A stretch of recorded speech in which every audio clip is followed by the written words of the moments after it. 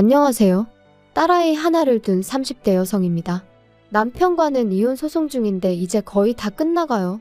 그리고 다행히 좋은 결과가 나올 것 같아서 드디어 이렇게 제 이야기를 한번 해볼까 합니다. 그런데 막상 얘기를 하려니까 어디서부터 어떻게 이야기를 하는 게 좋을지 조금은 난감하기도 하네요. 남편하고는 집안어른의 소개로 만났습니다. 가까운 집안어른은 아니셨는데 지금으로부터 몇 년 전 사촌언니가 결혼하던 날 부모님하고 같이 하객으로 참석한 적이 있어요. 그리고 그때 한동안 안부조차 모르고 지냈던 먼 친척어른들 몇 분을 뵙게 되었죠. 그리고 그중 한 분이 저더러 참하게 생겼다며 몇 번이나 저를 칭찬하셨고 제가 어린 나이도 아니었는데 맛있는 거라도 사 먹으라며 제 손에 5만원짜리 한 장을 쥐어주시더라고요. 제가 당황해서 괜찮다며 거절하려고 했는데 어른이 예뻐서 주는 용돈이니 받으라셨고 마침 또 결혼식장이다 보니 다들 분위기가 좋았거든요.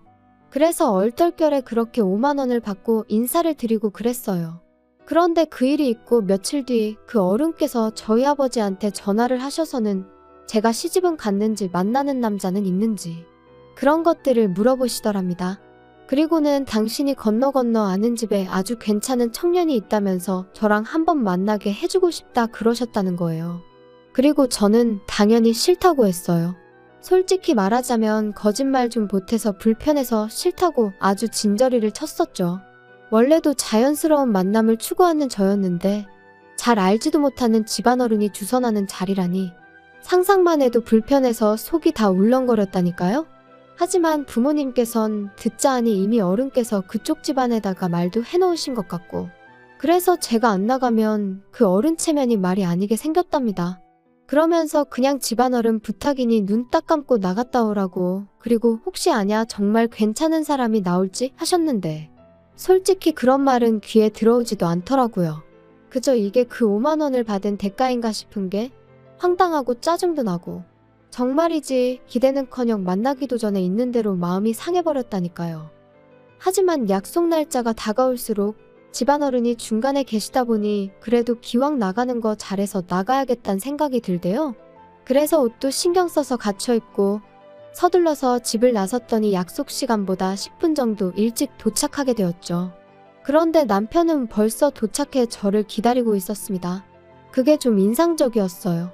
게다가 준비라도 해온 사람처럼 자기소개를 하는데 긴장한 목소리도 목소리인데 사람이 성실하단 게 느껴지더라고요. 뿐만 아니라 남편도 저랑 같은 작가의 팬이라는 사실을 알았을 땐 신기하면서 괜히 반갑기까지 한 게 그러니 대화는 또 얼마나 잘 통했겠어요? 시간 가는 줄 모른다는 게 어떤 건지 그때 처음 알았네요. 이후로 저희는 인연을 만났고 11월에 어느 날 남편의 프로포즈로 결혼까지 약속했어요. 그리고 양가의 축복 속에서 부부의 연을 맺게 되었는데 여기까지는 솔직히 별 문제가 없었거든요.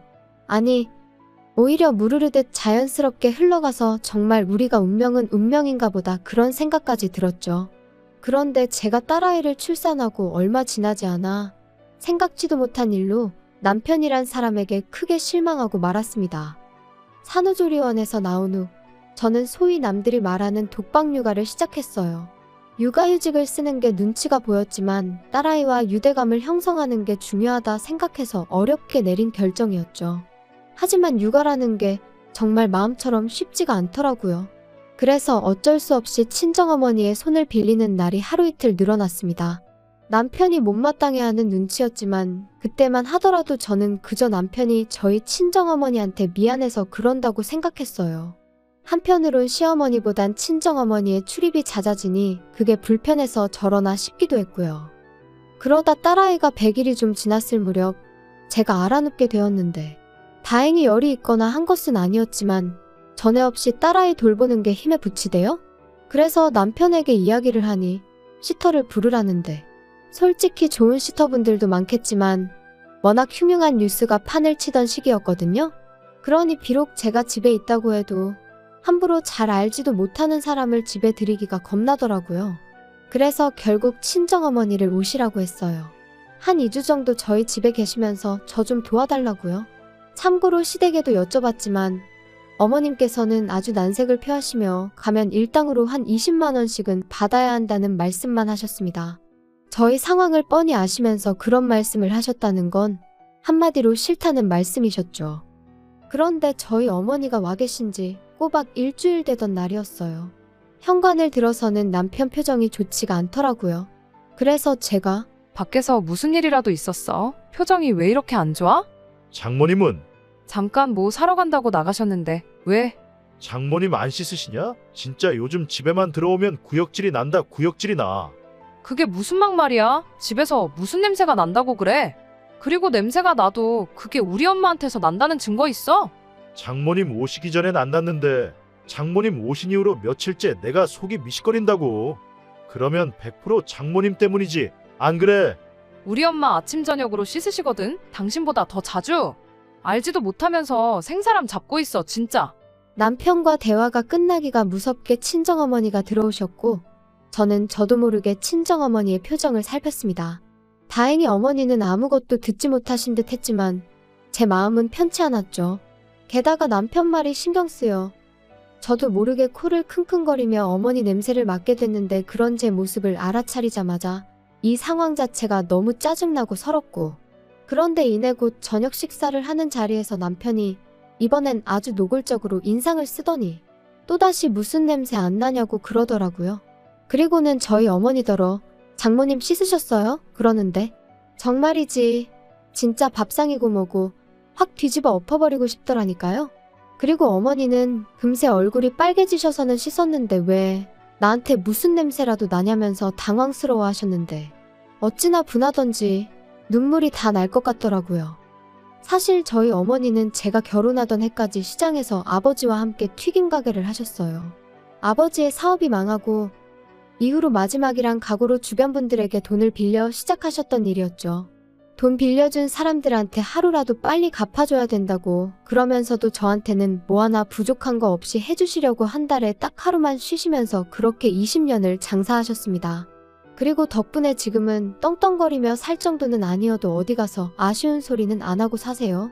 3층짜리 작은 건물이지만 새들어 장사하던 그 건물도 저희 부모님이 사셨거든요. 하지만 저희 어머니는 그 튀김 가게가 우리를 살렸다 하시면서도 기름 냄새라면 아주 진저리를 치십니다. 그래서 지금도 남들 다 좋아하는 치킨도 안 드세요. 그리고 남편도 이런 사연을 다 알고 있어요. 처음부터 숨길 생각도 없었지만 구구절절 얘기하려고 한 것도 아니었는데 남편이 어찌나 시부모님 고생하신 이야기를 우려먹고 또 우려먹던지 게다가 솔직히 제가 듣기엔 크게 고생하셨다는 느낌도 없었거든요. 하지만 자식 입장에선 자기 부모가 제일 애틋한 거 아니겠어요? 그래서 그런 남편에게 무안을 주는 대신 저도 저희 부모님 이야기를 했던 것뿐이었어요. 그리고 그때 분명히 이야기했거든요. 그런 이유로 우리 부모님은 두 분 다 냄새난다는 말에는 아주 예민하시다고요. 참고로 단지 튀김 냄새를 질리게 맡아서 그런 건 아니고 한참 장사에 매달리시던 무렵에는 정말 두 분 머리카락 한 올 한 올까지 소위 기름쩐내라고 하죠. 그 쩐내에 쩔어 있었어요. 그리고 두 분도 그 사실을 잘 알고 계셨기 때문에 정말 아침 저녁으로 몸이 벌게지도록 샤워를 하시더라고요. 특히나 어머니는 정말 살갗이 다 일어날 만큼 그때를 생각하면 지금도 제 마음 한구석이 먹먹해져요. 아무튼 그랬는데 그 쩐내라는 게 쉽게 빠지질 않는 거예요. 그래서 결국엔 그 쩐내 때문에 싫은 소리를 듣게 되는 상황이 종종 있었고 그러니 다른 사람도 아닌 남편이 저희 어머니한테 냄새로 무안을 주었다는 사실을 저로서는 도무지 받아들일 수가 없었습니다. 그래서 이튿날 죽이 되든 밥이 되든 내가 애를 보겠다 하고 어머니는 가시라고 했어요. 며칠 같이 지내면서 어머니가 좀 편하게 대해주니까 인간이 장모 어려운 줄을 모르고 저딴 식으로 나오나 싶기도 했고 괜히 좋은 마음으로 오셔서는 상처만 받고 가시면 안 된다 싶었거든요. 남편이 하다못해 조심스럽게 여쭤보기라도 했다면 조금 위로가 되었을까요? 지금도 잘 모르겠어요.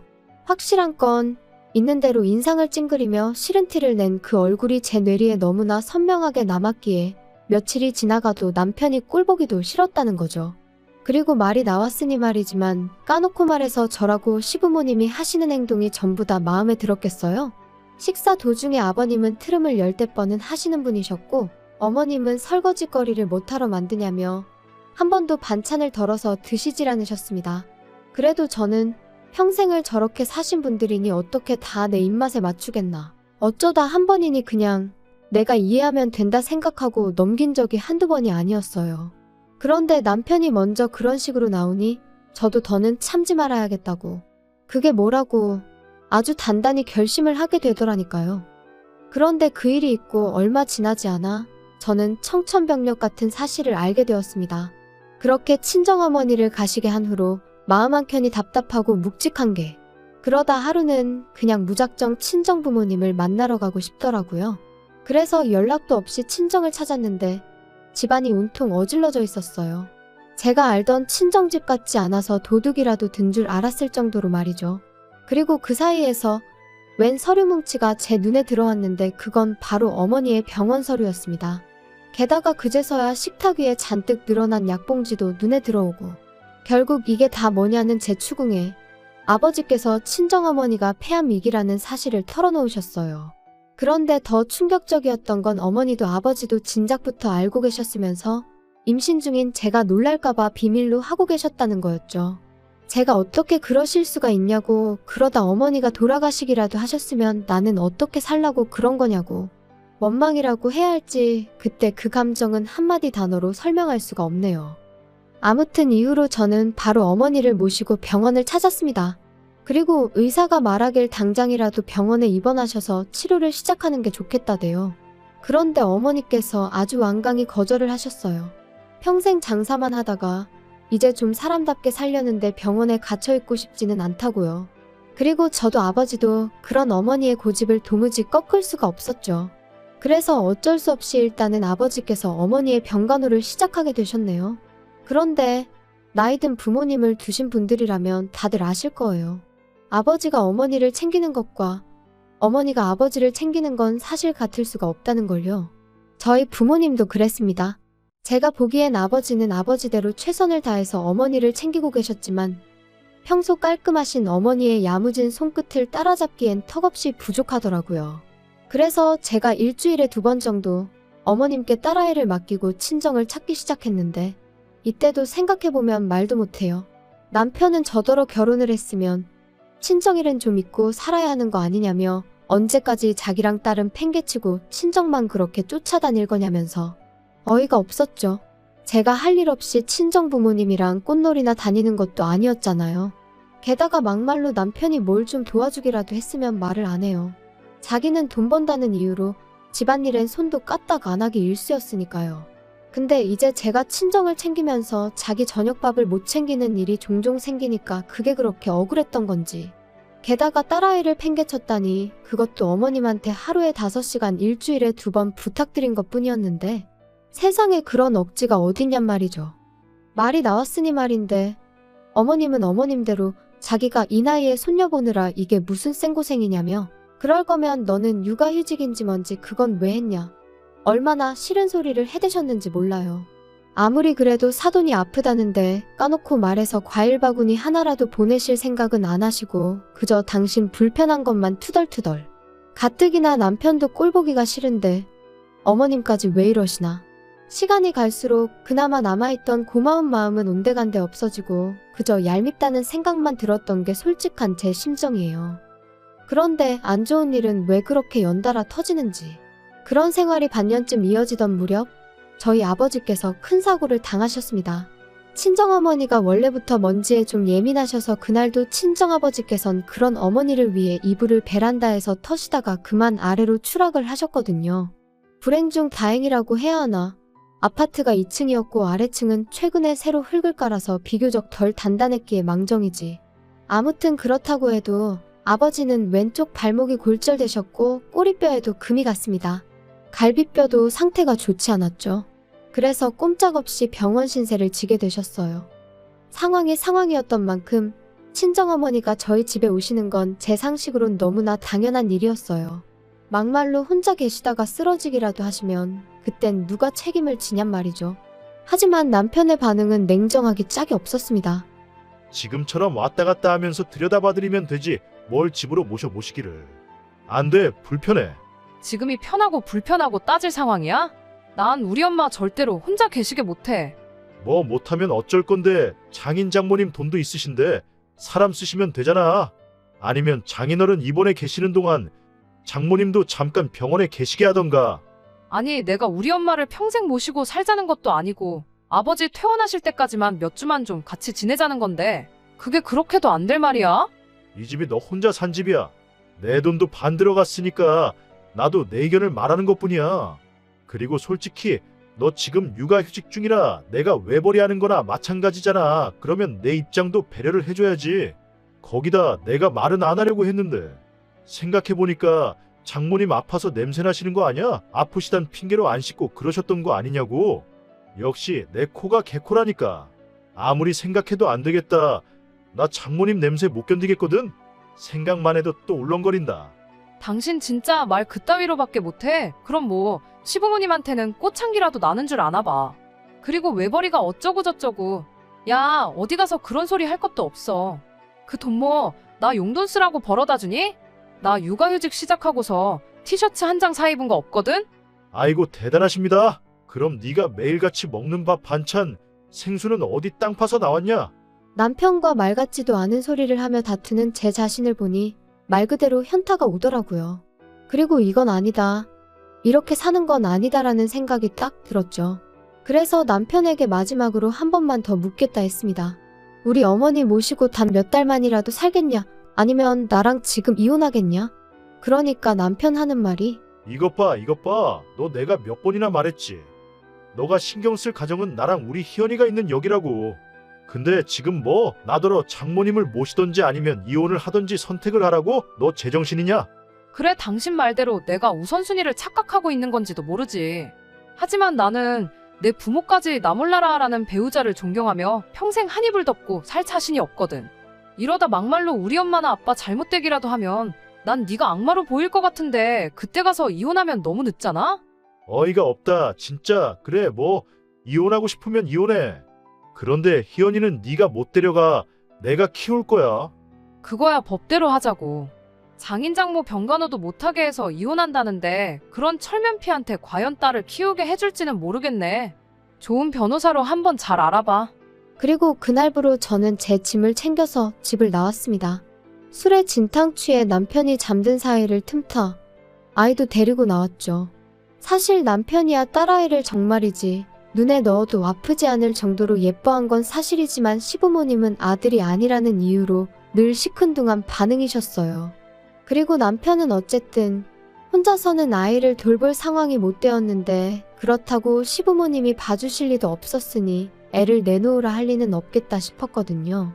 그리고 이혼을 하겠다고 딱 마음을 먹고 나니 그때부턴 제가 아이한테 하는 행동 하나 말 한마디가 전부 다 양육권 결정에 영향을 끼칠 것 같다는, 제가 법을 알고 그런 건 아니었지만 아무튼 나름대로 만반의 대비를 해야겠다 그런 생각도 들었고요.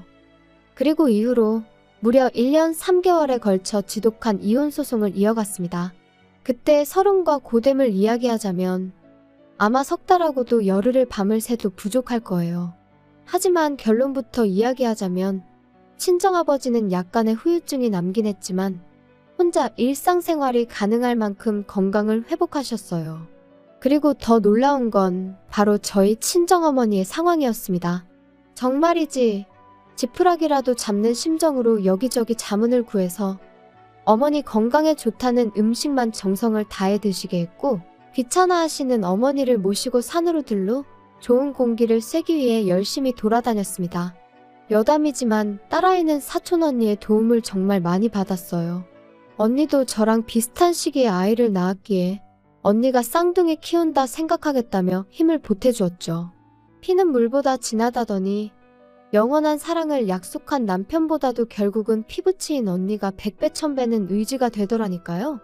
아, 그리고 언니가 저한테 왜 이렇게 잘해준 거냐 혹시 궁금해하실까봐. 일단 언니가 워낙 좋은 사람인 것도 있지만 언니가 시집갈 때 이모네 사정이 안 좋았거든요. 그러니까 저희 아버지가 언니 결혼 비용을 대주셨어요. 우리도 힘들 때 이모네 도움을 많이 받지 않았냐 하시면서요. 그래서 제 짐작이지만 언니가 선뜻 도와주겠다고 손을 내밀어 준 게 아니었을까. 고마울 뿐이죠. 아무튼 말하다 보니까 또 생각나네요. 정작 저 시집 갈 땐 남편이 남자 자존심이 어떻고 해가며 하도 우겨대서 결혼 비용을 기어이 반반 부담을 했어요. 그리고 그땐 그게 나름대로 남자답고 좋아 보이기까지 했거든요. 물론 살아보니까 쓸데없는 똥자존심으로 똘똘 뭉친 인간이었을 뿐이었지만 아무튼 그래도 이렇게 이혼하고 나니까 그때 반반하길 다행이지. 아까워서 혼날 뻔했네. 그런 생각이 다 들대요. 아무튼 그렇게 저랑 남편은 이혼을 했고 당연히 양육권은 저에게 왔어요. 그리고 사실 위자료는 별로 기대도 없었는데 크진 않았지만 800만 원을 받게 되었습니다. 그리고 양육비도 일단 매달 60만 원에 5년마다 한 번씩 다시 정하는 걸로 얘기가 되었죠. 그런데 제가 이런 거 저런 거 다 합쳐서 지금 사는 집을 그냥 그대로 나한테 넘기라 했어요. 꿈에도 보기 싫은 인간, 애 핑계로 또 봐야 되는 것도 싫고 이래저래 두 번 다시 얽히기 싫었거든요. 그리고 남편도 기껏 한다는 소리가 양육비니 뭐니 그런 거 있으면 어떤 여자가 자기랑 재혼을 하겠냐며 좋다대요?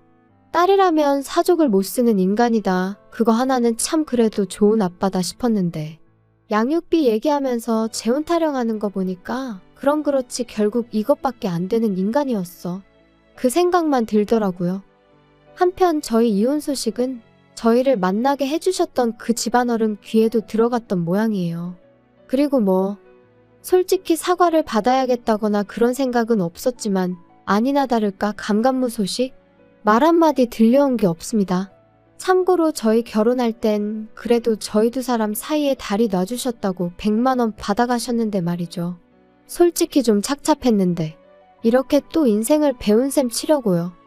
친정어머니의 암이 완치가 된 것은 아니니 솔직히 지금도 완전히 평화를 찾았다 그렇게 말은 못하겠어요.